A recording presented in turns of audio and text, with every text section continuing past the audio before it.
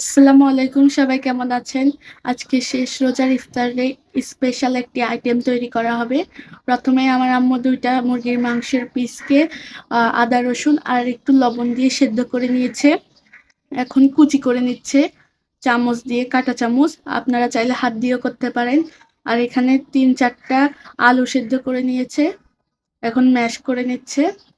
মুরগির মাংস আর আলু ম্যাশ করা হয়ে গেলে তারপর দিয়ে দিব ধনেপাতা আর কাঁচামরিচ কুচি, আর দিল পেঁয়াজ বেরেস্তা।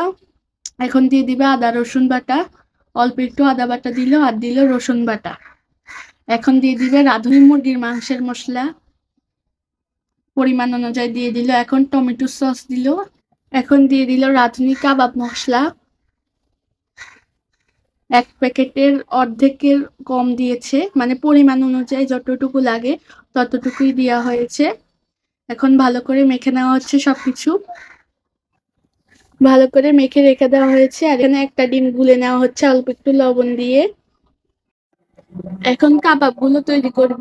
২ টা শেপে এই কাবাব তৈরি করা হবে। একটা হলো আলুর চপ যে শেপে তৈরি করা হয়, ওই শেপেই কাবাবগুলো তৈরি করা হয়েছে।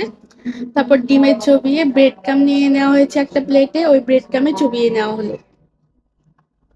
কাবাবগুলা খেতে কিন্তু অসাধারণ হবে, আপনারা অবশ্যই বাসায় ট্রাই করবেন। এখন লম্বা করে আমরা যে ডিমের চপ বানাই না, ওই শেপটাতেই আমরা করে নিলাম।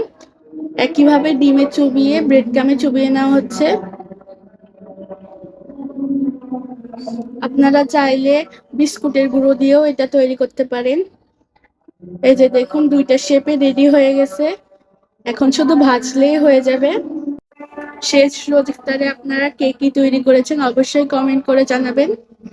এখন ফ্রাই প্যানে তেল দিয়ে এখন আমরা কাবাবগুলো দিয়ে দিলাম। উল্টে পাল্টে এখন ভেজে নেব। চুলার আঁচটা কমিয়ে দেবেন, না হলে পুড়ে যেতে পারে।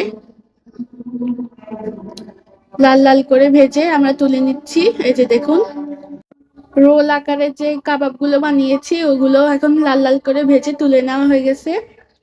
শেষ রোজার ইফতারে কি তৈরি করেছেন অবশ্যই কমেন্ট করে জানাবেন। নবাবী কাবাবের রেসিপিটা যদি ভালো লেগে থাকে অবশ্যই লাইক, কমেন্ট এবং শেয়ার করে যাবেন। সবাই ভালো থাকবেন। আল্লাহ হাফেজ।